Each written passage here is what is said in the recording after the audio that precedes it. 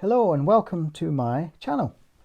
I have another story for you as ever. I believe this is number 38. Yep, story 38.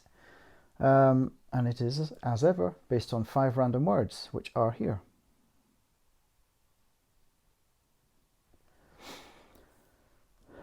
This story is entitled Ladder 13. Alexander Goldstein, nicknamed Goldie, tottered along in the early fall sunlight, watching the joggers and tourists. On days like these, when the rats left him alone, Goldie felt like the luckiest man in Manhattan.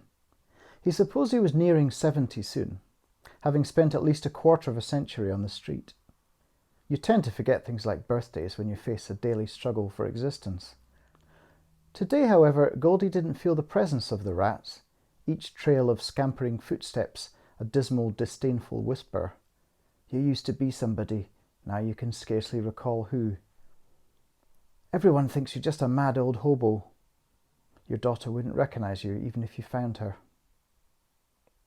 This evening he had a full belly and it wasn't going to rain anymore. He would sleep under the stars and be awoken by woodpeckers. Then he'd wash in the public lavatory where Roddy the attendant turned a blind eye. Perhaps he'd sneak into the Jackie Onassis reservoir for an illicit dip. Although Christmas was 10 weeks away, Goldie had liberated a bag filled of old decorations from a trash can, tinsel and colourful baubles. He was decorating his cart when one of the shiny red balls fell and tumbled away. Goldie found it under a bush resting against an old leather wallet. There was nothing in the wallet save a photograph. The pickpocket had stripped the wallet clean, but had no use for a photo of a sharp-suited man in his late 40s with 2 blonde daughters crammed into the frame. A Polaroid hastily taken, full of love and spontaneity. The girls were identical, around 8 years old, and very pretty. The man had laughter lines around his eyes. Unaccountably, Goldie felt his own eyes prickle with tears.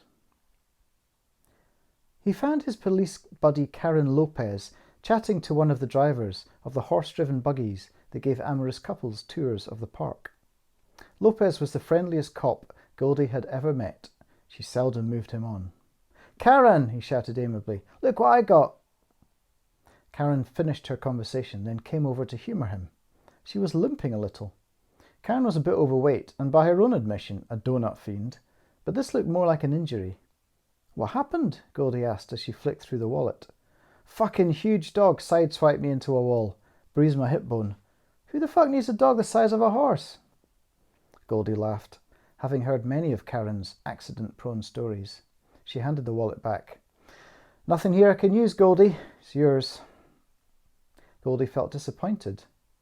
He was unaccountably certain the owner would want it back, but there was nothing in the picture to identify him, and besides, Karen probably had runaways, rapes and hit-and-runs to deal with. "Going to get a bite?" she said by way of consolation. "Want anything?" Never one to turn down a free meal, Goldie shyly requested pastrami on rye. A good day after all. 3 days later, Goldie realised there was a clue in the photograph. The man was wearing a familiar lapel pin. Before the breakdown, Goldie had worked as a volunteer fireman. The full-time firefighters he'd rubbed shoulders with wore lapel badges with their precinct number.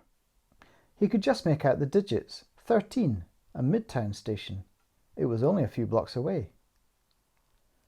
His cart would slow him down, and Goldie felt like a man on a mission. He hid his worldly goods amongst the undergrowth and marched off along East 87th Street towards Hook and Ladder 13. The station superintendent was wary until Goldie proved his credentials, mentioning a few names from his own precinct, Engine 14. Then he handed over the wallet. The super took one look at it and nodded. "That's our boss. Old photo, but you can't mistake him," he said, turning to bellow, "Hey, Chief, we've got a surprise for you." After a couple of minutes, a burly man, considerably older and more severe-looking than the man in the photo, appeared. He took one look at the Polaroid and was racked with poorly stifled sobs. "Those are my nieces, Emily and Charlotte. Geez, I lost this at least 10 years ago. Where'd you find it? How'd you find me? Goldie told his tale. The man who introduced himself as Brad Fisher slapped him on the shoulder and said, "I can't believe you went to all that trouble. You don't know what it means. That's my only photo of me with them. My sister, well, we lost them to leukemia 3 years ago. Yes, both of them. Man, can I buy you lunch?" Leaving the little diner, where Goldie had filled his face with spaghetti and meatballs, Captain Fisher pressed a roll of notes into his palm. Goldie made only one token refusal. Over his much-needed meal, he'd formulated a plan, and the unexpected windfall made it suddenly possible. A quick shower at the public pool, one cut-price haircut from Billy's on Broadway, a new t-shirt and slacks from the Columbus Avenue TJ Maxx, a pair of brogues from the Salvation Army, and Goldie was ready for his grand excursion. His daughter lived in Brooklyn, and he'd been hoarding a piece of paper containing her address for 3 years. He'd been too ashamed to call her when he started drinking again, but he'd been dry for 4 months. She might be ready to forgive the horrible things he'd said, the violence that had exploded from a dark hole inside him, where the rats lived.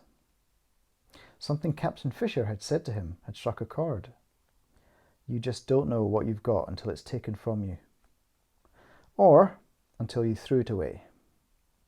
As Goldie sat riding the sea train, the vibrations of the engine lulled him into a blissful sleep.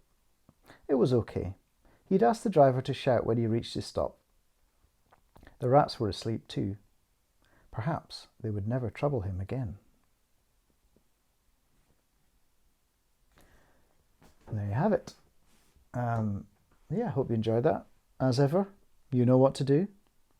Do that thing, or maybe watch another one. And I will see you again tomorrow. Good night.